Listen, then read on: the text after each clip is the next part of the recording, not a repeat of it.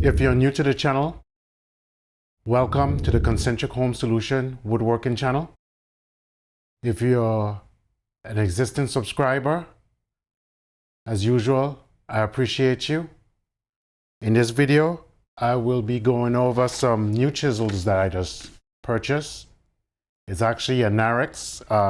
For those of you who's been with me from the beginning, y'all know I own a set of Narex bench chisel. But I got these particular ones because this is their premium, their top of the line, supposedly. When I initially got my chisels, the machine I bought to sharpen them with, I was kind of inexperienced with it. So even though they work just fine, aesthetically, I wasn't very happy with some of the markings that I created, being inexperienced with the machine and not knowing how to use it properly in the beginning. I could be a little bit vain at times. So I wanted to get me a fresh set that I could keep looking, immaculate. So I decided to go out and get these based on my good experience with their previous product.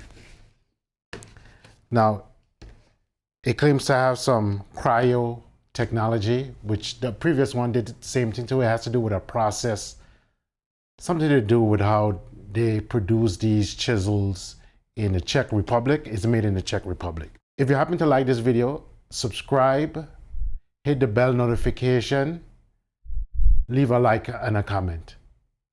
See you on the other side.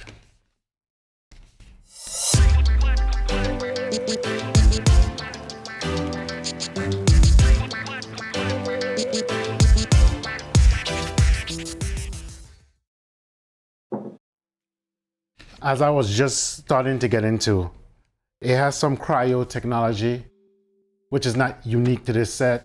The previous, if I understand, the previous chisel, the bench chisels, goes through a similar process. I think it has something to do with using ultra low temperature right after it's produced or something like that, that hardens it.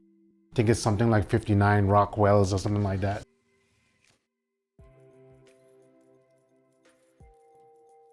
It's supposed to help with the toughness of the blade. That's my understanding anyway. Just realized I never took this thing out. Okay guys, you're getting to see me make sausage. I was testing my audio. I got a new audio device for recording audio. I'm always trying to improve the quality of my cameras, my audio. I hope you guys appreciate it. But I forgot to take out the earphone after, I test the audio to make sure I was getting good audio, to make sure you guys get good audio.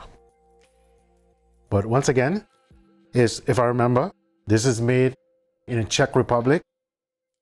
Pretty sure of it. And it's from a company called Narex. I have some previous experience with their chisels and I was very happy with it, other than some blemishes that I created when I was using the Lee Valley power sharpener when I initially got it. So I decided to get these. I'm an expert on the Lee Valley power sharpener now. I have my processes down. So now I feel comfortable getting a more premium chisel set and, going through my process of sharpening it while maintaining the aesthetics of my chisels. Got these off Amazon. It came in a beautiful box, as you can see. I mean, that's not really important, but it came in various sizes from 1/4 to 1 inch. I purchased a 1/8 inch separately. Opening up the box.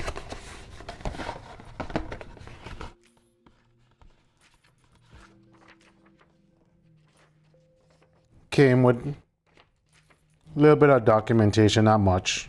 A cut sheet basically.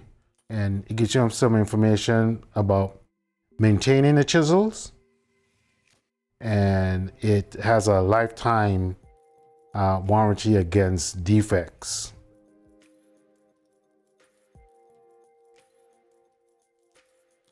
and I said 59. It says 62 HRC, okay? And that has to do with the hardness. Does it say anything about the blade quality?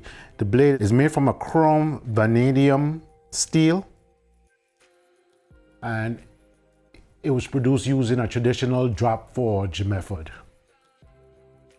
Whatever that means. But it's supposed to be a well-made tool, and as I told you previously, I've been happy with the previous product of theirs I've owned.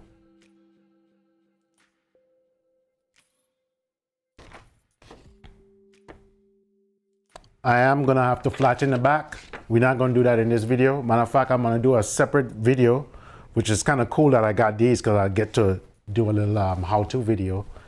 I'm gonna do a video where I go through the process of prepping each chisel and getting it to the point of being razor sharp.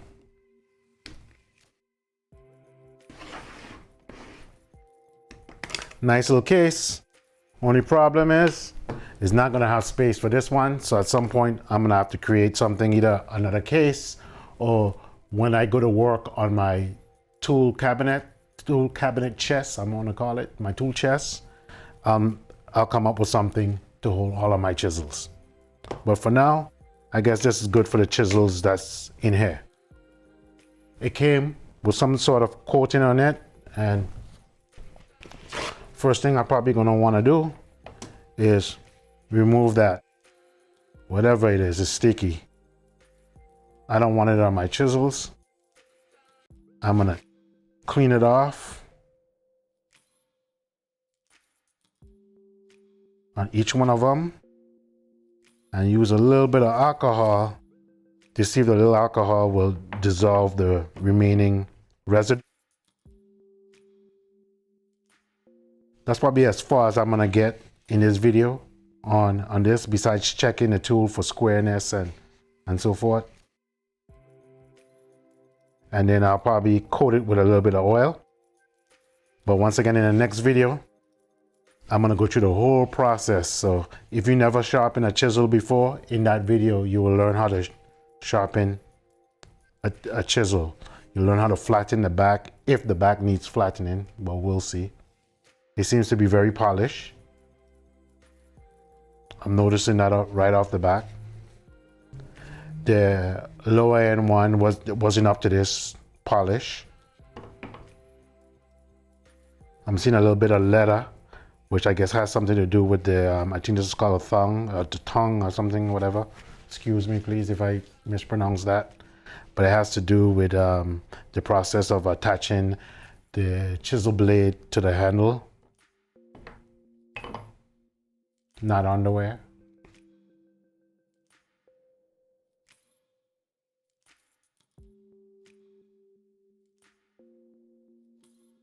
Nice. Right off the back. On the low end one, the sides was a bit sharp. I could actually cut myself a little bit. Actually, I have cut myself with the side because I like to hold a chisel. If I'm doing paring or something like that, I like to hold it a certain way. And the other one used to cut into my skin. This one is no sharp. It's like the edges on the side is eased a little bit. The other one was shaped a little bit different in the back and is designed for chopping. You can hit it. You can hit this too, but you don't really want to hit this too much because it'll mushroom. It'll damage it. The other one is designed. It has a metal ring that prevents you from splitting it. This one is more for handwork rather than to be used with a mallet or hammer or something like that. Let me see if they say what type of wood. Company been around for 100 years, they say. I'll let you know that too. And the wood, the handle is made from ash. The previous one, the blades on the side wasn't parallel. It was and it tapered. I didn't like that for setting it up in a jig for sharpening it. I had to come up with my own method using light to find the edge so I could sharpen it square. Let's see if this one is the same. I'm gonna put it up to the light and check it against the side, and it's square. So another thing I like about this one. So that's gonna be real good. Check this other one. Man, I like the polish on it, but it looks like it has some type of, I may have to use, it looked like it has some type of coating on it besides the lubricant that they put on it for shipping. Yeah, it's square. But I'll find out. So use a little bit of alcohol.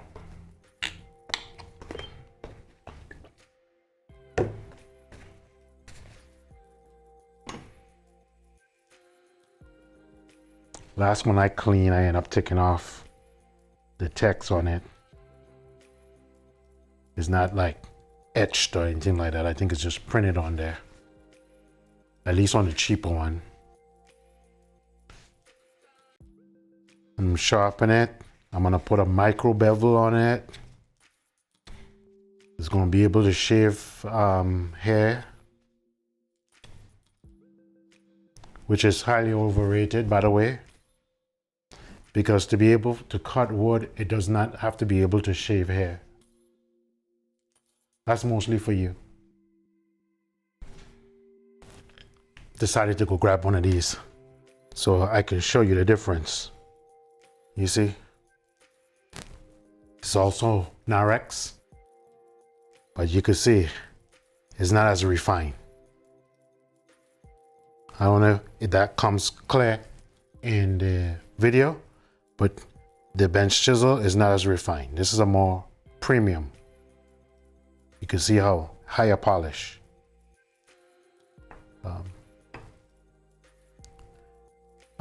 You know, you could tell these was one of the ones where when I got more comfortable, I start to get better. But on some of them, I have some gouging when I was trying to flatten in the machine. What I end up doing is abandoning trying to flatten the back on the machine. I was like, this is ridiculous. It's a spinning disc and I'm trying to get onto it flat and all that. It explained it in a manual. Maybe I just wasn't up to the task. I personally thought it was ridiculous. So what I decided to do is I said, you know what, Mike, you have the tools. You have a granite reference surface. You have diamond stones. How about this? Flatten it by hand on the back and then use the machine with the jig to finish the bevel side. And that's what I did. And at that point, I got excellent results. So that's been my method. And when I go to do these, that's the method I'm going to use. So I'm going to maintain a pristine looking chisel. This is still functional. And this is one of the better ones, actually. This is when I, abandoned doing it the other way. But this whole set is going to look nice when it's done. And I'm going to keep them that way. And these are just mostly going to be my workhorses, everyday chisel. But as you can see here, as I said, the grinding is pretty rough. They didn't go to a high polish like they did on this. That's one thing you can see. The ferrule, I think is what you call this. The ferrule, if I remember right, is more premium than this one is. And it has one on top, and as I was telling you, is meant to be used with a mallet. So when this mushroom, it would not go past this metal part. So that's the advantage to this one. So this one is going to take more of abuse. I won't have to baby it as much or whatever. And then one more, when I get into more finish work, or when I get into, if I do dovetail or anything like that, then I'll go always have these on the ready, always have these fully sharpened. And they'll also be more of a showpiece in my cabinet, or quote unquote tool chest when I redo it. So there, you can see that's the difference. Once again, I have to revisit these and give them some attention when I'm done. But I will be sure to document that so I can present you guys with a video for those who don't know how to sharpen a chisel. Or at least you can see a way. My method might be different from yours, and you might pick up on some things, or you might decide, you know, like my method. That's what I like about woodworking. There's so many different ways to come to the same conclusion. Oh yeah, I just felt it, and it seemed like this is etched, is lasered in there. That's what it feels like. You can feel it. The other one was just a printing. So that's why, for example, this used to say Narex, and it used to say the size, if I remember, on it. But the alcohol took it off. It was just a print. But you can feel this. This is actually burnt in. This probably was done with a laser. And my initial thoughts, guys, I like it so far. But as I said in another video, we'll flatten the backs. At least we'll get to see how flat, we'll go through the whole process, so we'll get to see how flat the backs were off, out of the box. And if they're not flat, that's okay. We'll flatten them. And then we'll go through the whole process of polishing and bringing the back up to a polish after we flatten it, because we're going to start with some higher grits, and we're going to work up. We're going to start with some lower grits, which larger particulates, and we're going to work up to some higher grits to polish the back, although they're polished already. But if they're not flat, we're going to have to roughen it up. In the process of flattening it, it's going to roughen up the back, so we're going to have to repolish it. And then same thing on the bevel side.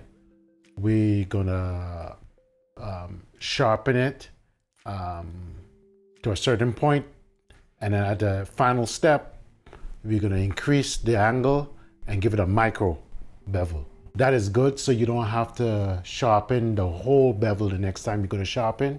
You only have to work on that little small area in the top, and you'll see that. We'll go through that whole process.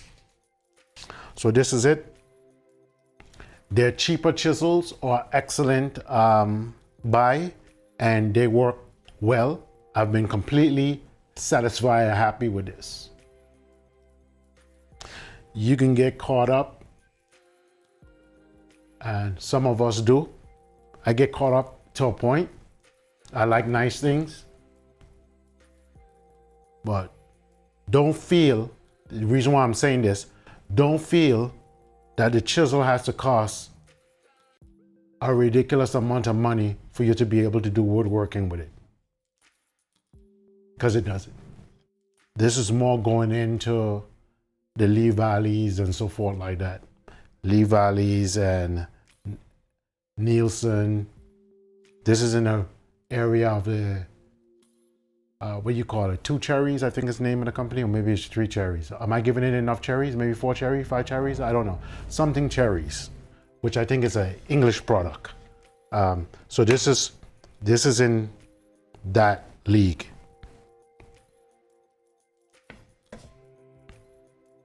And I'll leave the information on it. But since we're here, I mean, it's gonna look the same, but I'm gonna go ahead and show it to you guys. I don't know why companies don't do this. I wish they had made the box, even if they are charging you more. This always baffles me. Make it big enough to hold the whole set. because you normally gonna have a larger set than this. Wherever is your largest set, which is probably about 3 or 4 more chisels at the most, make your case for that. So someone who starts off with a smaller size, you know, like this case of 5, they can buy additional and use the same case. I mean, just a thought. I never understood why we don't, you know, think ahead like that. But I don't know. This is the 1/8. You can see how small that is.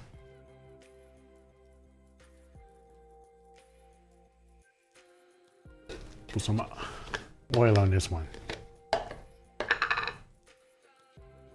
Yeah, the largest one is 1.5 inches. And in the other set, I have the complete set, but it didn't come in a case.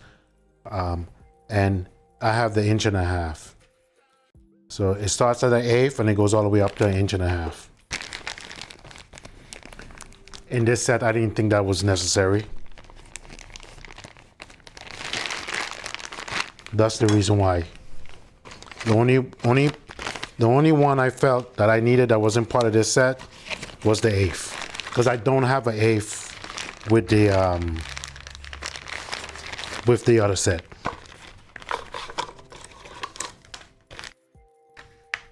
And if you have no background in tools in general, especially hand tools, there's a saying, and it's actually a very good saying. You might think a sharp tool is dangerous, and it is. But what's even more dangerous is a dull tool.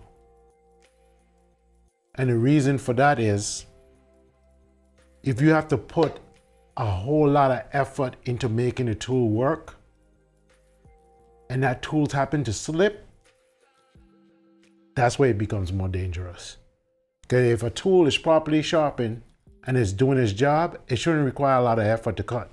So if I'm, imagine this as a piece of lumber, and this, trying to make a cut with this, and this is just peeling it off easily. I'm not applying a lot of force. There's little to no chance of me slipping. So there's little to no chance of me cutting myself or someone or damaging my work. But if it's not cutting properly and I'm forcing it, I'm pressing and I'm pushing and whatever, I'm applying all this force, there's a chance that it could slip. And if you're a foolish person and you're cutting towards yourself, keyword, a foolish person, and because you never do that, you don't cut toward yourself, you don't, and that thing happened to slip, injury. If you have your hand in the way or something like that, not a foolish technique, slip, injury. A dull tool can hurt you badly. Although it may be dull to cut the workpiece, it's not dull to cut you. Your skin is a whole lot more fragile than a piece of wood. Keep that in mind. Just thought I'd throw that in there. But if you're looking for a set of chisel, I do recommend the Narex chisels. That's all I have for you today. Thanks for watching the video, and as usual, be safe in the shop.